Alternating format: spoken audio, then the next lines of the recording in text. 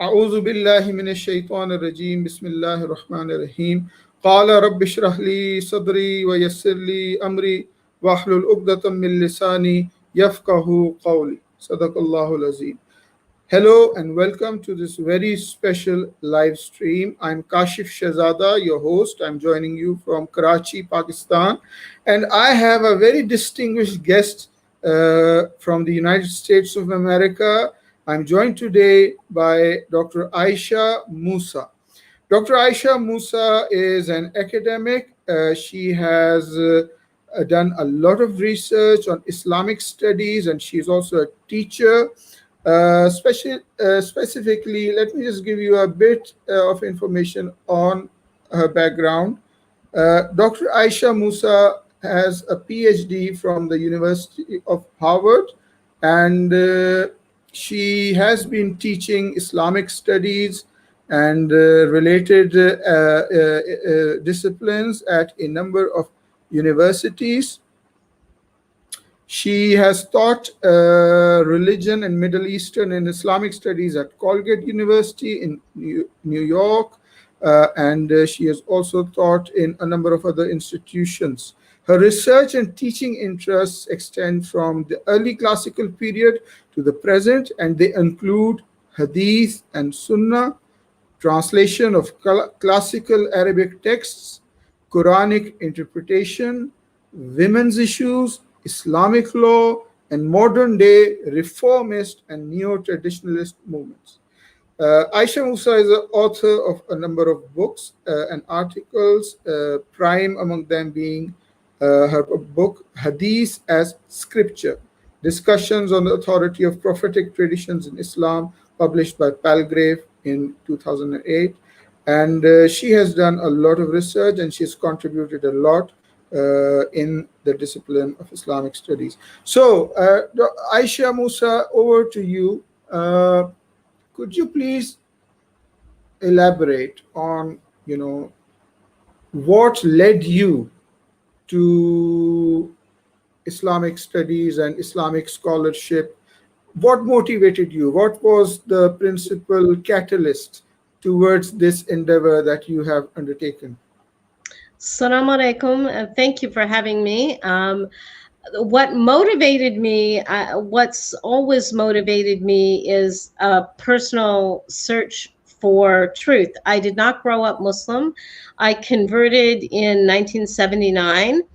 I had never heard of Islam before another young lady that I knew gave me a translation of the Qur'an.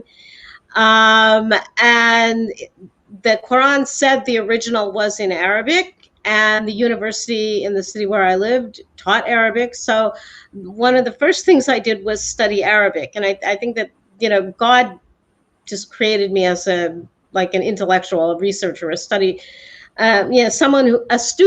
ever since like 12 or 13 years old, when I learned how to use a library, that's what I did. And so I started studying Arabic in about 1980 at the university. I studied privately a little bit before that.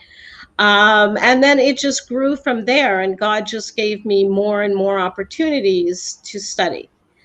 And so that's what I did. So that really is my motivation, is finding the truth and a relationship with God. Because there's never been a time in my life that I didn't believe in God. A lot of people go through some kind of doubt about, is there a God? I never had that doubt. I often doubted what people said about God. And I was raised a Catholic, and I mean no disrespect to any Catholics who may be listening, but by the time I was 12 or 13, I felt like God was kind of lost somewhere behind Jesus and Mary and Joseph and all the saints. And this was the 1970s. So I kind of dabbled in other religions, but everything I found was somebody between you and God, right? Lots of things between you and God, your ego between you and God. And then when my friend gave me the Quran, and I don't know why she was reading it, she was maybe taking Middle East studies or new Middle Eastern students. I read it and I had no idea about Islam. Was not a household word at that time. But I saw in it that direct relationship, the person and God, right? And so then, as I started to study Arabic, then I started to meet Muslims. Uh, so that was what propelled me into this. And it took many years. I had children, I took time out from studies, things like that. But that was the motivation. And getting a PhD and teaching, those were all kind of bonuses along the way of this design. What is true, or come closer to the truth, because I don't think we can ever completely, as human beings, have a correct understanding of everything. That is only God that has that. But we can work toward that and ask God to increase our knowledge. That's very interesting. You mentioned that you converted to Yeah. Islam in 1979, something like that. When we read the Quran, for example, in Surah Al-Fatiha, we read, that the believers are given the prayer, the supplication, Ihdina Sirat al-Mustaqim, that guide us to Sirat al-Mustaqim. Sirat al-Mustaqim is the straight path. Does it not signify that Islam is actually a journey that one has to undertake and not something, static like that? Like Sirat implies that there is a path that you have to walk on, a Right. quest And that that you we're have to go. always moving along that path. Yeah, I would agree with that. I haven't actually studied the Quranic usage of that word, so I won't say for sure what my best understanding of an interpretation is, but definitely a journey. This life and life is moving along a path. But yeah, I would say that's correct. And even the word Sharia, which everybody translates as law, doesn't really mean law. Even the Arabic word for street today, right? Sharia, right? So the whole idea is a path, a movement toward something, a movement toward God. Um, and the other thing I think about studying the Quran, and I'm so glad you began with A'udhu billahi minash shaitanir rajim, because the Quran commands us, when it gives a command to, when we read the Quran, to seek refuge in God from Satan, because Satan promises to wait on the straight path, not Yes. outside the straight path, on the straight path. So yes, it's a path, and the Quran is guidance along that path. Yes, shaitan, interestingly, you mentioned that. In the Quran, we also read when God speaks to Satan, say one statement that Satan makes is la'aqudanna lahum siratakal mustaqim, that I will sit, la'aqudanna lahum, I will sit for these people ala sirat mustaqim, on the straight path. So those Exactly, not who, off to the side, not trying to, but on the path itself. And yes, I think that that's why it's so important to continually study, to continually and to ask God for guidance. I think that's one of the biggest things. Yes, I'm an academic. I write academic articles. Um, and when you're in the academic world, you don't necessarily make faith-based arguments to people, because academics aren't interested in them. But for those of us who are trying to be Muslim lillah, right, submitters to God, there's always a faith element to the work that we do. There's always an element of, we want to do this, or should be, we want to do this to please God and to stay on the straight path and to avoid the temptations of Satan. interestingly, I recall, I don't know if you recall that about 20 years ago, I recall exchanging some messages with you. I was, Yeah, we knew each other. It was yes, like on CompuServe or something, or somewhere on something like that. Yes, before it was the internet, back when it was cyberspace. Yeah, yeah, I remember you. yes, I don't remember yes, exactly all of our conversations, but I do remember you. yes. Have you changed your religious positions since then for Um, any issues? what is it that you remember about what is it that you're thinking of specifically? Because my positions evolve as I study. Okay. So there Okay. may be positions that are different than before. Yes. Okay. Like I see you wearing a headscarf, and prior to that, No, this I'm not wearing this because of the idea of hijab. I'm wearing this because I have quarantine hair okay. and it Okay. looks really messy. So I'm wearing this just because I think it looks more professional than having a headscarf. I still do not, for many years, and this is one of the evolutions of my belief. For many years, when I was first Muslim, I did wear a scarf because I thought it was a requirement. But when I really studied the issue in Quran and the use of the word hijab, etc., it is not a requirement that women cover their hair. God does not say cover your head. There's nothing wrong with covering your head if you want to, but it's not a rule of God. And the reason that I had stopped doing it back then is because I didn't want to give the impression that it was a rule of God when I didn't believe that it was. And I still don't believe it is, but I'm wearing it because I have quarantine hair. That's And interesting. Yes. That's really interesting. I mean, I personally also I'm not wearing my cap because of religious reasons or whatsoever.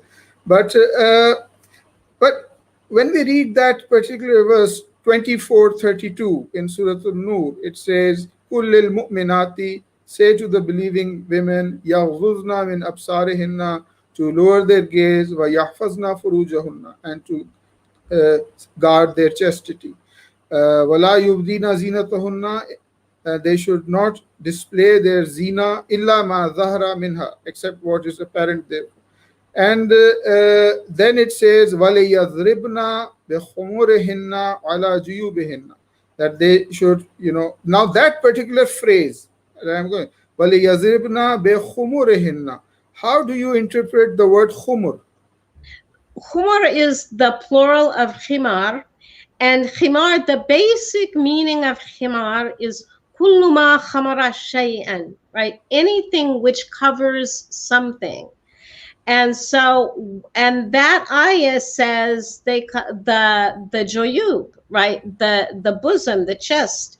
So anything that covers the chest is the khimar of the chest. So it could be, somebody could say, have a head covering would be khimar, or khumur is the plural, but it does not specify the head.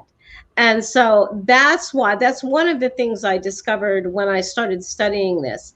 And there's no information in the Quran or the Hadith that suggests that the khumur in question is a head covering. So I, for example, will not wear a low cut blouse because it says it's the khimar of the jayub, right? So that's how I understand that. That is why I don't understand that as head covering. Because God could have said the head covering and did not. Like I said, there's nothing wrong with covering your head. There's all kinds of reasons to cover your head. But it's not something that is said directly in the Quran.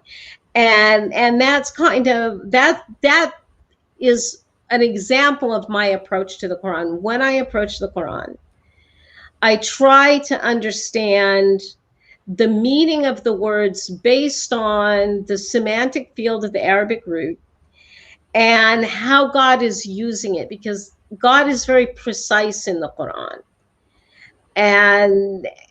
And so I try to look at every use of a word in the Quran and figure out, and then the root and every use of the root, and try to figure out what God is saying to us. Because I think God's rules are simple. I don't think God has made the deen complicated, right? It's something that anybody, anywhere can do. And people modify things in their life based on where they are, right? Based on a physical environment, based on the time, based on their understanding. And God isn't, leaving anybody out. God is very inclusive. And so I think the deen is simple and clear. We can make it more complex. And personally, my thinking is, if you understand something to be a rule from God, then you need to do it that way, right? Because if you think God has commanded you to do something and you don't do it, then you answer to God for not doing what you believe God commanded, right? And I believe people can have different understandings of the same thing. Really Okay. clear, and other things where people can have different understandings, and it's okay. I mean, because the deen is mukhlisan lillah. Okay, I was listening to one of your talks that you gave at the Islamic Institute of Islamic Thought. I believe your talk was on Imam Shafi and his Yeah, approach to Hadith. A very interesting phrase came up during that conversation, and you mentioned Imam Shafi having a dialogue with some people who did not accept the hadith, right, something to this effect. And he, one of his publications, I believe, was cited by you. It said something like "Ar-raddu ala man la yumin akhbar kullaha," something like that. I don't exactly remember the exact word, but a refutation of those who do not accept the akhbar. right. Now, would you say you are somebody that like that? Do you reject each and every report that is there, or is your position You different? know, my position on hadith is I'm neither pro nor anti hadith. Okay. The important thing is how people use the text. Because when you look at what the Quranic usage of the word hadith, and I know that there are people who are like absolute rejectors of hadith. They think all of the hadith collectors were liars. I think that is an extreme position. The Quran, there's a couple of ayat in the Quran that people use against the hadith. One is Surah Al-Jathiyah, Ayah 6, the أعوذ بالله من الشيطان الرجيم تلك آيات الله نتلوها عليك بالحق فبأي حديث بعد الله وآياته يؤمنون. That's one. And then in Surah 31:6, I think 31 is Luqman, I don't remember the title, that talks of, that says أعوذ بالله من الشيطان الرجيم ومن الناس من يشتري لهو الحديث ليضل عن سبيل الله بغير علم. And so looking at these two together, what does this mean? Okay, in which hadith after God and his ayat do they put their faith? Right. And so I think that this does set up a dichotomy between the things that people say, because hadith, what does hadith mean? Hadith means a story, something that's said, told, or related. This is not saying that all hadith are false. This is not talking about whether hadith are true or false. It's talking about what are you going to put your faith in. So faith should always be first in Allah wa ayatihi, right? And ayatihi does not simply mean the ayat of the Quran, because Allah tells us, God tells us in the Quran that there are ayat in the world, ayat in ourselves, ayat in the horizons.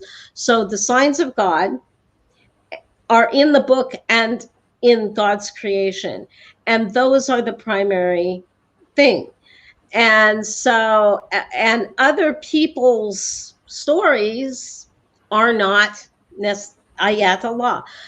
And that, but I think, and the other ayah, the one in Surah 31, the term bighayri ilmin is very important here, because you see people use hadith in ways without knowledge. And you see it, especially today on the internet, you see Muslims and non-Muslims alike using hadith in ways that I think classical scholars would never have used them to justify very negative things. There are a lot of Islamophobes that will pull out the hadith that says, Aisha was 6 when the Prophet married her. They don't realize there's a whole body of hadith. This is one mention. There's doubt about her age. This happens to be in a canonized collection. But hadith scholars don't say, oh, this means we can marry 6-year-old children. I mean, you might find some people say that today, but because they have not studied, I see I'm moving around too much on the screen. But so I'm neither pro nor anti. I think we look at them, they're a body of literature. Muslims use them, and we need to use them with care if we're going to always take precedence over. And hadith doesn't just mean hadith, capital H, right? The hadith that Muslims use. The words that I say are the hadith of Aisha Y Musa. They don't count over what the ayat of Allah. So I think we need to think of it more in that way. And so I think extreme hadith rejection is a position of, lacking knowledge, and extreme, oh, I found a hadith that says this, suddenly I'm going to do this. If you don't have that knowledge, that's not what you should do, especially if it's going to make the religion an object of ridicule, because that's the other thing in Surah 31:6. It says to mislead from the way of God and make a mockery of it. And so people have to try and approach things with sincerity for God, seeking refuge in God from Satan, and from a position of knowledge, because the Qur'an also says in 1736, don't take a position on something of which you have no knowledge. So that's my position on hadith. I'm neither for them or against them. They are what they are. If you're not using them correctly, you're making a mistake. If you're not sure, it's okay to say, I don't know. See, and the great scholars of the past always said, Allahu Alam, even when they had an opinion that they articulated, and they would articulate all their evidence and all their reasoning. They would never say, this is the absolute. They would say, this is my understanding, wallahu alam, right? Because we always have to be open to being wrong, because we're human beings. God is the only one who knows everything, right? And the Quran tells us also to ask God to increase us, say, my Lord, increase me in knowledge. Okay, you mentioned, the word hadith. Now, technically, religiously, it has a meaning, but Yes. it is an Arabic word, and it is also used in Arabic. I remember traveling, I don't know whether it was Saudi or Dubai once, and I saw a billboard, an advertisement for bread, and the title was Al-Khubz Al-Hadith. Right. So, Right. Right. So there it is. That's why I said it's important to think about the meanings of the words and the context in which the words are used in the Quran. Yeah, hadith means something new or something modern. In modern standard Arabic, hadith versus qadim is modern versus ancient. Right. Hadith, yes. Hadith. Right. Something that happened, right? So there's a whole, this is why the root is important. And I don't think you need to know Arabic to be a good Muslim. I don't, because most Muslims don't know any more Arabic than enough to pray. But if you have the opportunity, I think you should study Arabic, because it frees you from depending on other people's translations. But if you don't know Arabic, I think you should read a translation in whatever language is easy for you, and compare different translations, and always ask God for guidance, because God is the only guide. If Arabic was a guarantee to guidance, we wouldn't see any misguided Arabs ever in the history of the Muslim world. So I'm not one of those people that thinks that God made the Quran Arabic because Arabic is special. God used Arabic because he was sending to a book to people who spoke Arabic.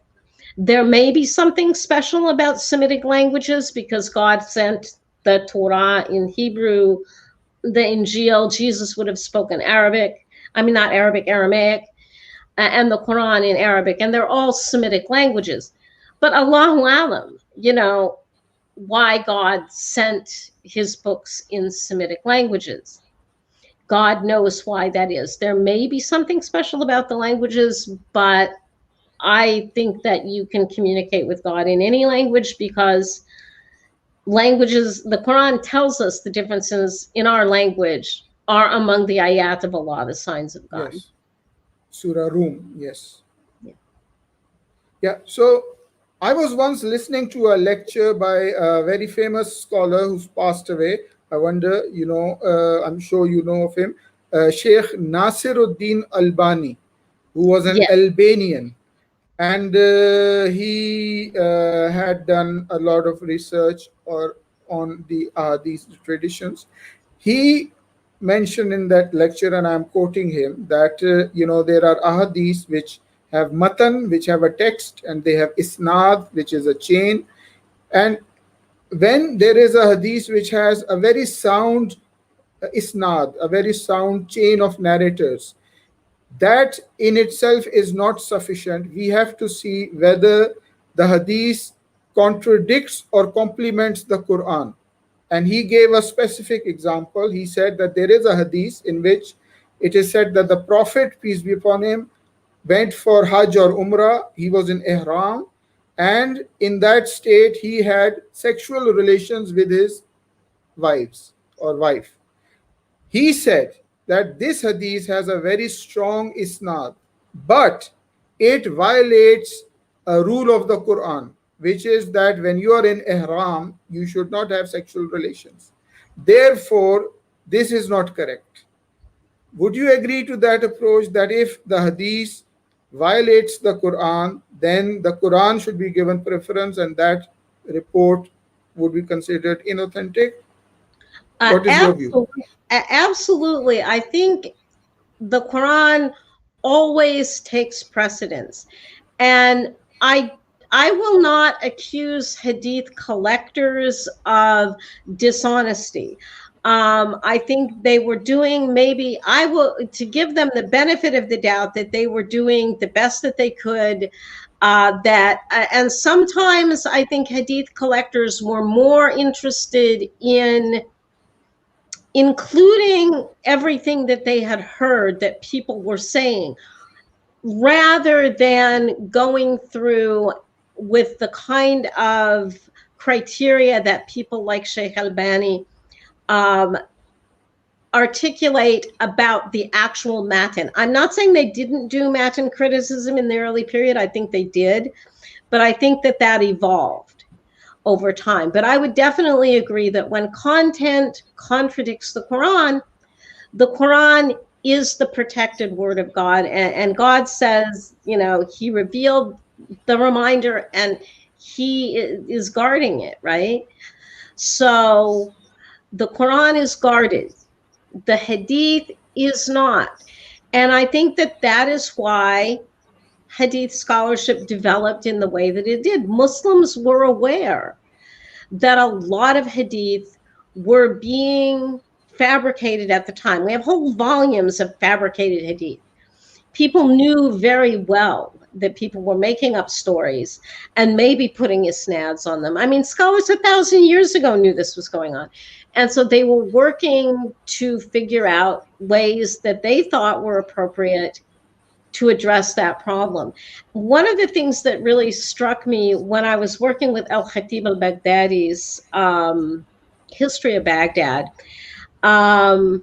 he describes these hadith sessions where there would be famous transmitters of hadith that would, be speaking to a crowd of, 10,000 people, 20,000 people. And I thought about the way we do things today when people go to a big arena for, famous people, and somebody in that crowd might have misheard something. They would come with their ink pots and write things down. Maybe they wrote it down wrong. So there's all kinds of room for error. And I think scholars have known that. And this is why I said بِغَيْرِ ilmin is a very important phrase in 31:6 that talks about people buying lahw al-hadith, right? The kind of distraction of hadith or entertainment of hadith, to mislead from the way of God, بِغَيْرِ ilmin, without knowledge. And that's why I think people need to be very careful when they approach the topic of hadith. Ordinary, because scholars don't have, I've been at the IIIT, I've been around, Muslims who are academics, Muslims who are scholars in the Islamic tradition, but not the Western academic tradition. They never engage in the kind of discourse that we see popularly on the internet. They would not throw hadith around as carelessly as a lot of ordinary Muslims do, because and they're very careful of them. And Albani was very careful, and he came up with these criteria. And I'm not saying I would agree with him on everything, but on this particular one that you brought up, I would agree. This criteria that if it's clearly against something in the Quran, I would not accept it as an authentic tradition about the Prophet. Because the other thing the Quran tells us is that the messenger was obedient, right? He would not have done, he made mistakes. The Quran clearly corrects him in certain things. But I do not believe that he would have directly disobeyed an order of God. So I would not believe a story that portrays him as directly disobeying an order of God. Okay. What was your association, or what is your current association with the community of submitters that was started by the late Dr. Rashad Khalifa? Let me tell you a background about this question. A couple of weeks back, I interviewed a colleague of yours who said he was a colleague of yours, Edip Yüksel, who is a Turkish American, activist. He was very critical of that group, and he said that he is not affiliated with them anymore. Are you a part of that group? Are you affiliated with them, or how do you see them? I am not. I first encountered the university, the community of submitters, whatever they're calling themselves, when I joined CompuServe in the early 90s, and I became the sysop of the Islam section of their religion forum. They were very active there. And I have known them over the years, but one of the things that I noted about them, and so I think I made some enemies in that community at that time, because they were talking about Rashad Khalifa, and they are very opposed to hadith. And I said to them, but when you quote from Rashad's appendices or his footnotes or something, I said, that's the hadith of Rashad.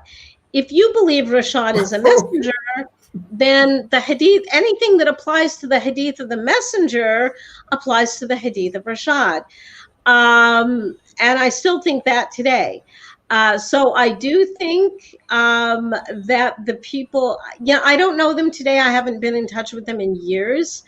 But that was what I noticed about them many years ago, is that they treated the hadith of Rashad differently than they treat the hadith of Muhammad.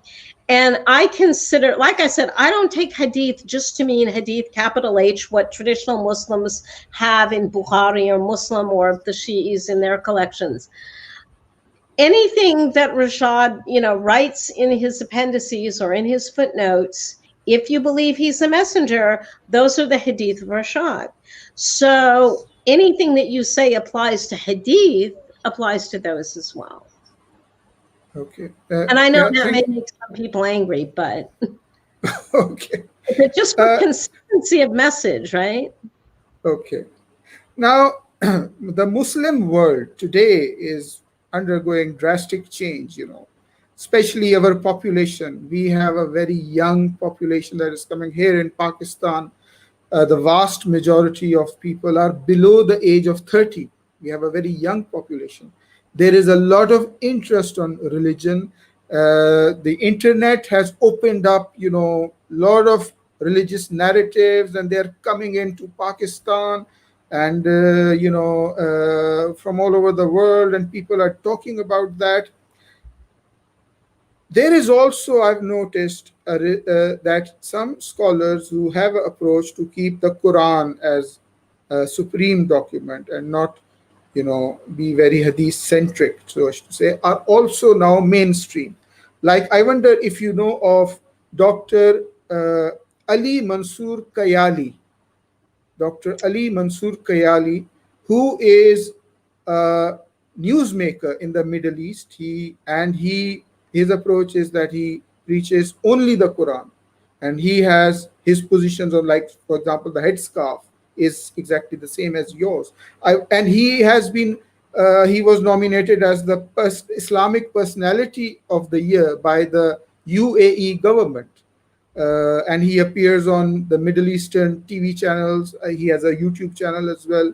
Similarly, there are other individuals as well. In Saudi Arabia, I remember reading that a group of scholars said, we want to evaluate the Islamic traditions. They have made changes now. They've opened up society. Women can drive.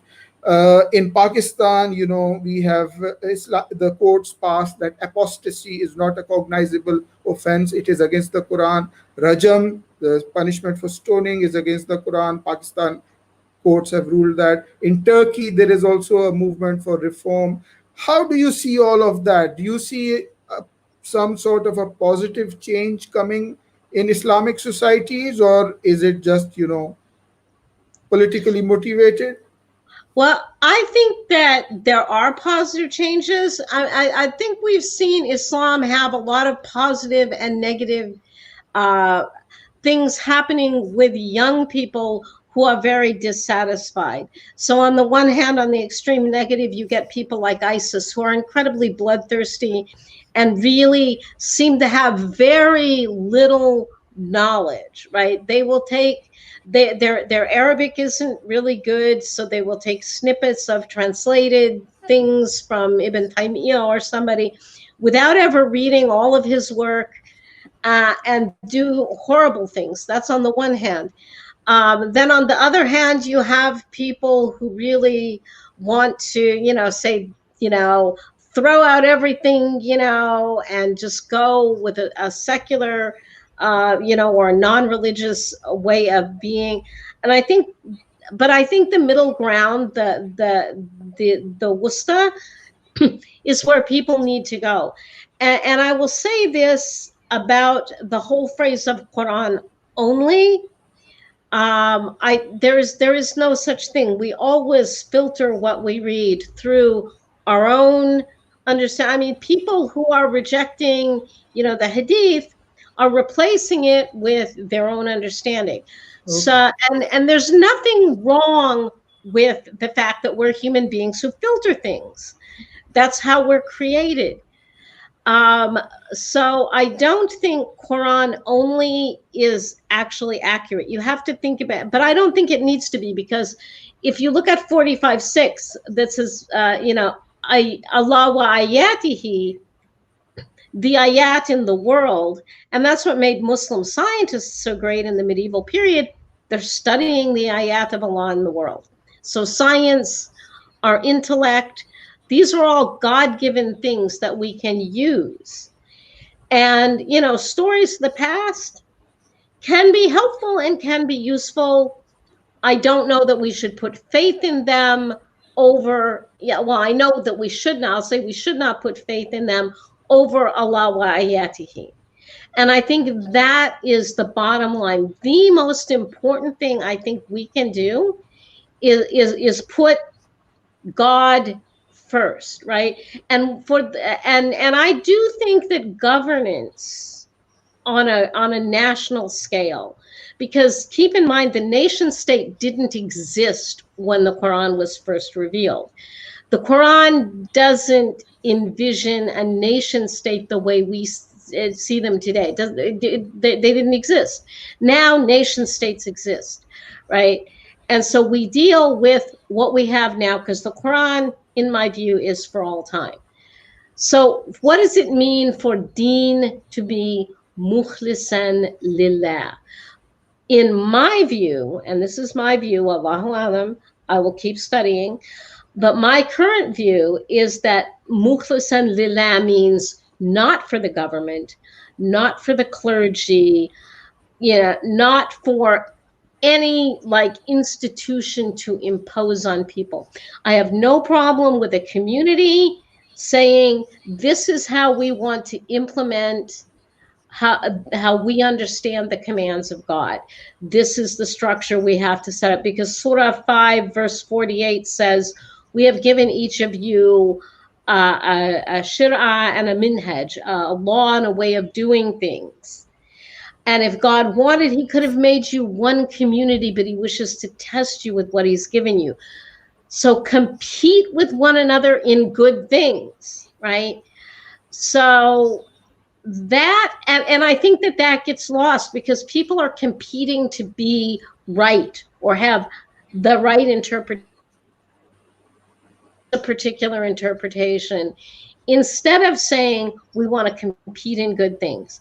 I think if you're following the Quran, if you're not violating the Quran, it's okay for communities to do things differently. That God should always be first, and things evolve. Things change over time. The Quran talks about the ma'ruf and the munkar. The middle community orders the ma'ruf and puts an end to the munkar. What does ma'ruf mean? It means something that is generally known and accepted as good, right? And munkar means something that is generally understood to be reprehensible. And that is the bottom line for the community within the framework of what the Quran commands and prohibits. And those are pretty simple commands and prohibitions. Prayer, charity, fasting, pilgrimage, those are commands, right? Not committing murder, not committing adultery, not committing theft, they're not eating pork. There are very clear things in the Quran. And then beyond that, we have a latitude depending on where we are. And you see this in fatwa, in the classical fiqh tradition. Fatwas, people's juristic opinion, a jurist's opinion was not binding, right? People could follow it or not. And it was not even binding on that same juror for a similar question under different circumstances. So these things change over time and place. And the Quran, I think, is revealed in a way that allows that. As long as you're not violating clear commands and prohibitions. Okay, you mentioned fiqh. One phenomena which has impacted not just Muslims but the whole world in the last few months is COVID-19. And COVID-19 has also impacted Muslim acts of worship. Mosques were closed down, like in Pakistan, mosques were told to close down, religious gatherings were outlawed because of the pandemic. We saw that the Umrah was, the tawaf around Kaaba was stopped. It's open now. The Hajj was enacted in a very limited way. So, do you see fiqh? Now, these are, some people might say that, these are new challenges that have come to the Muslim people, and they require, a new deliberation around fiqh. Do you see fiqh as something which is dynamic and developing with the needs of the time, or is it something really fixed and immutable? I don't think fiqh has ever been immutable. I don't think the great the fuqaha of the past would have thought that it was immutable, because the word fiqh means understanding. And so you try to understand, and you try to understand in a context. And the whole thing about praying at home, this is something I wasn't aware of, had been historically known in the Muslim world for things like severe weather. The idea that you pray in your homes, and that the adhan actually says, as-salatu fi bayutikum, there's history to that. There are hadith relating that that was done in the time of the Prophet, in the time of the Khulafa ar-Rashidin, when there was windstorms or heavy rainstorms, anytime it was physically dangerous for people to go out. And this is one of the things this is where the whole idea of qiyas and analogy comes in fiqh, right? It's physically dangerous to go out if there's a heavy rainstorm or a sandstorm or a windstorm. It's physically dangerous to go out in a group if there's an infection, right? If there's a plague. So the fuqaha use those, that's where qiyas comes in. It's analogous. So I see fiqh as dynamic. It has to be, in order for the community to function. And the Qur'an says God has not imposed hardship in the deen, right? The Qur'an says also that God wants. So one of the things that may be happening, and I'm not sure, I haven't studied this, but I'll give you this thought that has occurred to me coming from a Christian background. I see that in certain strains of Christianity, there is an idea that the more difficult the religion is, the better it is. There's kind of this idea of suffering for God and denying yourself things for God. And I think to a degree, Muslims have developed that idea in the modern period, say the last maybe 40 years or so. I don't think that was a position of the early jurists. This idea that religion needs to be difficult. So I think that people are products of their environment. And if you have been introduced to a mindset, or you have somewhere gotten this in your mind that religion needs to be difficult, then then you're looking at it as a Muslim, and you're looking, if something is easy or something is pleasant, it must be wrong. No, not necessarily. That's a particular mindset that comes, that's a particular interpretive mindset. And that's the other thing. We read things into text as much as we read things out of text, right? I'm a particular person who grew up in a particular era, in a particular place, that gives me a perspective that I may not always be aware of when I'm reading the text. And this is true for academics as well. I don't believe in the myth of academic objectivity. Is a myth. It's an ideal. Yes, you want to be objective. You don't want to be biased. I agree with that as a principle, but I don't think it exists really in the way that people would hope it does, because nobody is 100% objective. The best that we can do is say, what are my biases, and try to figure them out, and try to figure out how they affect our understanding of the information we take in, whether it's academic information or religious information, because we all have filters. And as I said earlier, there's nothing wrong with having filters. The problem comes in when any one of us thinks that I have come to I understand the truth now, And you all have to accept this because this is true. That is a big mistake. That, I think, is a form of shirk, a form of putting ourselves as partners with God. I'm happy to tell you why I think what I think, the evidence that I have, how I've come to my conclusions, but I'm not God. Don't take my word for it. Look at what I've looked at, look at what I've said, figure out if you agree or not, but make sure that you're doing what you do for God, not for me. I don't want to be a partner with God for you. And likewise, I'm not going to have you be a partner with God for me. I'm going to take what you have to say. I'm going to think about it. I'm going to look at the text. I'm going to ask God for guidance. And that is, again, the bottom line. You have to ask guidance from God. God is the only one who can guide you. And you have to seek refuge in God from Satan, because Satan is where? On the straight path. Yes. And so those are the two most important things I think that any Muslim can do. Okay, I want to know, I wonder what your perspective is on the Quran as healing.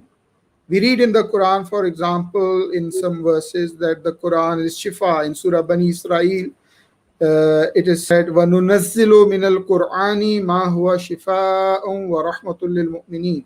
We reveal in the Quran that which is shifa, which is a healing, and which is a mercy for the believers. In Surah 41, we read, وَلَوْ جَعَلْنَاهُ قُرْآنًا عَجَمِيًّا لَقَالُوا لَوْلَا فُصِّلَتْ آيَاتُهُ. If we had made the Quran in non-Arabic, they would have said, why are its verses not explained in detail? Then it says, Kul huwa lillazina amanu hudan wa shifa. That say that for those who believe, it is guidance and shifa, a healing. How do you see the Quran as healing? And does it have like a physical aspect, a spiritual aspect? What is your understanding? At this point is mainly I see it as spiritual healing, as something that's good for the soul. I also believe, but I have to study this more, and I'm not an expert by any means, that the body and the spirit are connected. So when the spirit is healthier, the body will be healthier. I have seen some things in recent years, and as I said, I have not studied them, but I'm very interested in the idea of the sound and the way sound affects the molecules of the body. And the recitation of the Quran is particular kinds of sounds. So I am open to the idea that there is more to it than the idea of spiritual healing. I don't necessarily agree with the people who say, you write it on a piece of paper, you soak it in water, and then you drink the ink. I'm not so sure about that. I have my doubts on that one, folks. But I am open to the idea that the physical recitation of sound and the effect that sounds have on the cells of the body is a very interesting place to look for ayatollah. Again, signs of God in the body, right? But right now, my current understanding is that the shifa of the Quran is primarily a spiritual kind of healing, but that the body and the spirit aren't separated until the spirit leaves the body, right? We're in this body, and we know that food and medications and things that we take into the body affect the mind and affect us on a level that is more than just physical. So that means there is a possibility that things like prayer and sound and things like that can have physical as well as spiritual and psychological effects. But again, that I have not studied. That's my personal thinking at this point. There's more to everything than we are capable of grasping at any time. Yeah, moving on from that, there is a verse in the Quran in Surah Al-Araf, chapter number 7, verse number 200, in which Allah says, فَإِذَا قُرِيَ الْقُرْآنُ, when the Quran is recited, فَاسْتَمِعُوا لَهُ, then listen to it attentively. وَانْصِتُوا, and be silent, لَعَلَّكُمْ تُرْحَمُونَ, that mercy may be given to you. So in this verse, we see the command to listen to the Quran attentively. I wonder if you listen to the Arabic recitation, or do you have any favorite reciters? Like, there's Qari Abdul Basit Abdul Samad. Do you listen to the Quran? Yeah, I do. I do listen. I have for many years. Al Minshawi is Okay. one of my favorite reciters because I prefer, as a non-native speaker of Arabic, I prefer a slightly slower recitation with a really clear articulation of the words, because physically reading a text on paper and listening to a text are two very different skills that the brain does. And those words will sit on the page until you understand them. But when it goes by your ear, it's like, wait a minute. So I listen to the Quran in Arabic. And I gave up trying to memorize the whole thing, although I think memorization of the Arabic Quran is important. I think the orality of the Quran is important, because one of the things that I have noticed is if you know the Quran in Arabic and you're listening to it, you hear a word in one verse and you're immediately reminded of the same word or a similar word in another verse. So you don't need an index. If you're using a Quran in translation and you want to look up every verse on a topic, you have to look up an index that gives you all the words. When you're listening to the Arabic, and so I think for people who have memorized the entire Quran, it must be fantastic, because you hear, you've got one verse here and your brain automatically connects it to the other relevant verses. And so that must be fantastic. But so yes, I do listen, and El Minshawi is my favorite reciter. Okay. Okay, I was very interested, and I was actually, I liked two pieces of your work very much. You once wrote an article on struggle and fighting, jihad and qital in the Quran, and I also read your article on jizya, towards a Quranically based understanding of the jizya. Now, I grasped from that Muslims, when they go to war, they are for defensive purposes, or they are not meant to do what is very terrorism and acts like that. There's no concept, you very rightly said, of al-harb al-muqaddas, or holy war, in the Quran. Right. Now, we also see, a lot of military developments in the Islamic world, like Turkey, Pakistan, Azerbaijan, they are cooperating with each other. And so Pakistan has always had a very strong military cooperation element with Saudi Arabia, and so on and so forth. Is this something, an understanding that in your view is prevailing in the Islamic diaspora, the Quranic understanding that you presented? I honestly don't know how prevalent it is, but people like that article. I did it it's published now in a book by the IIIT.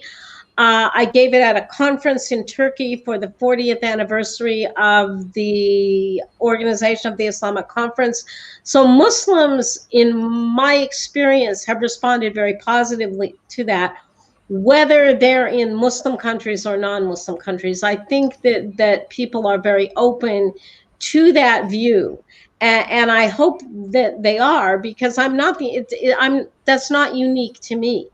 There are other Muslim scholars who also talk about, the limits on the use of organized violence in Islam. And in fact, that's one of the things I've studied the longest, because it's one of the first words that I decided to look at in the Quran was jihad. because I would hear some Muslims say jihad, jihad, jihad, fi sabilillah, and they're, and they're really presenting it in a very, what I saw as a very bloodthirsty way. And so I thought, let me look at what the Quran actually says about this word. And that was when I realized that jihad and qital are two different words, that the Quran never uses them as though they're synonymous, although qital can be a form of jihad. But the early, the early fuqaha recognized four different kinds of jihad. Jihad of the heart, jihad of the tongue, jihad of the hand, and jihad of the sword, right? Which is the last one, right? Because jihad means efforts that you're making, right? Any kind of effort. But jihad in the path of God can be any of these things, right? Can be jihad of the heart, which is fighting the shaitan, fighting the devil, the demon in your own life, warding off shaitan from yourself. Jihad of the tongue was, speaking the truth to power, calling for justice. Jihad of the hand includes, according to the early fuqaha, things like supporting your family. If you're a man and you have to support your family, you have to struggle to support your family. There's hadith where it says, jihad for women is taking care of the house, right? So there's all kinds of ideas of jihad, but in the modern period, in the contemporary period, for the last 30 to 40, 50 years, it's taken on this idea of warfare and all of that for various political reasons. But I do think Muslims are very open to looking at a more Quranically based view of it. Okay. Well, mashallah, you've traveled in conferences and all that. You have traveled to Muslim countries like Turkey, Azerbaijan, other places.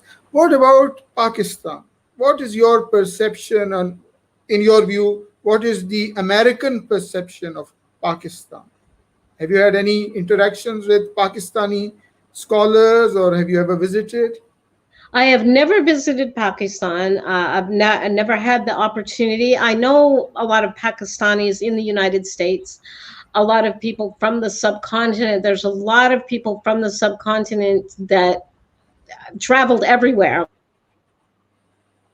A lot of people from Pakistan, but I have never been there.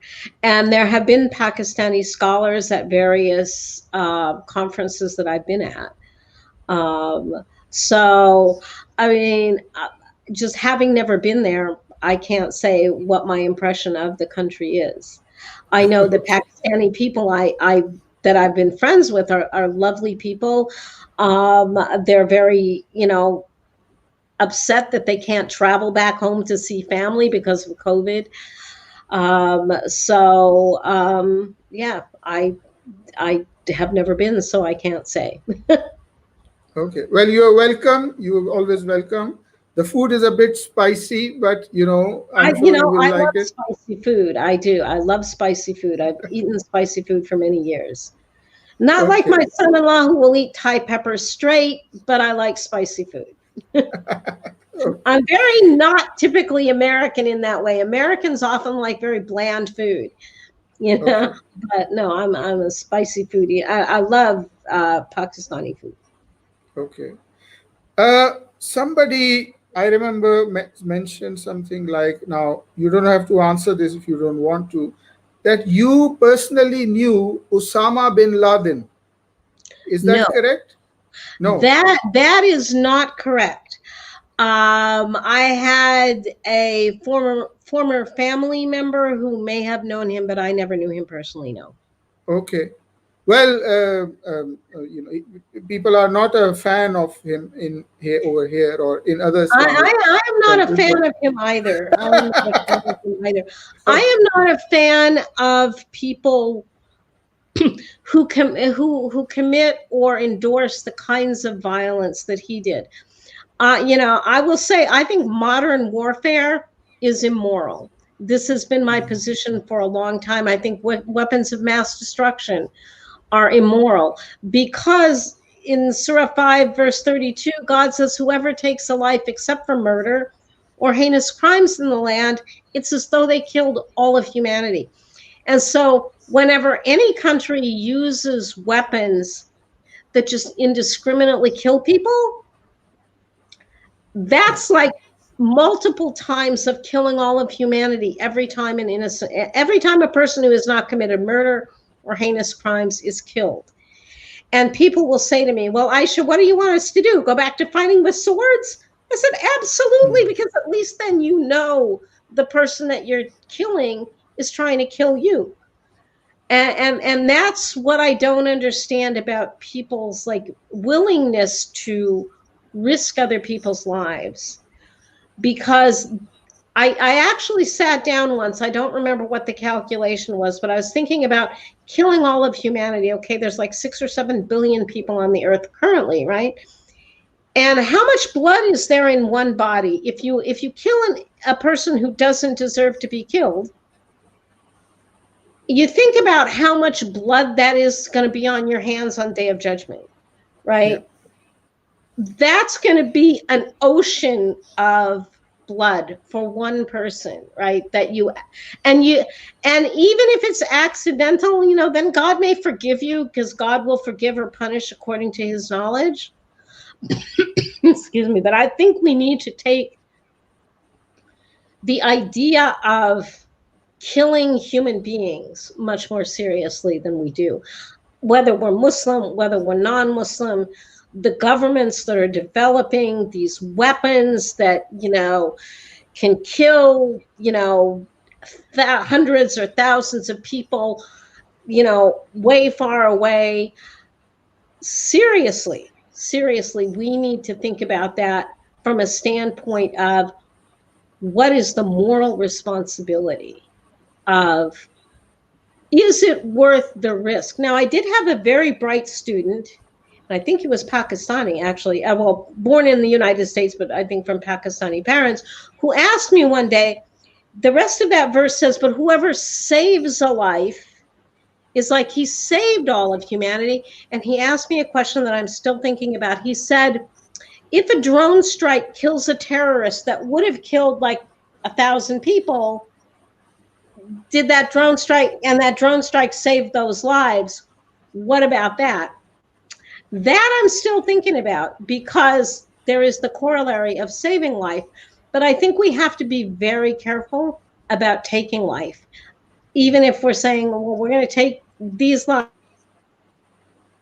be pretty sure of what you're doing if you're taking that spiritual risk on the Day of Judgment. Okay.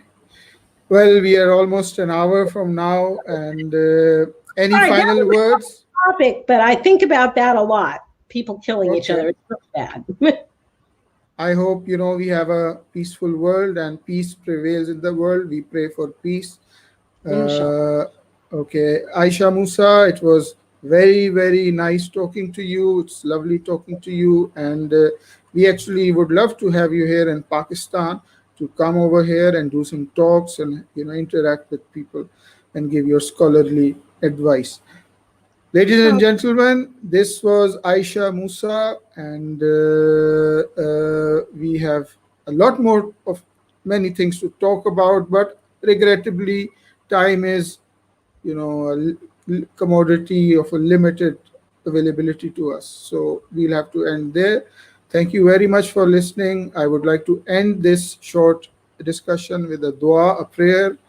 ربنا آتنا في الدنيا حسنة وفي الآخرة حسنة وقنا عذاب النار ربنا إننا سمعنا مناديا ينادي للإيمان أن آمنوا بربكم فآمنا ربنا فاغفر لنا ذنوبنا وكفر عنا سيئاتنا وتوفنا مع الأبرار سبحان ربك رب العزة عما يصفون والسلام على المرسلين والحمد لله رب العالمين.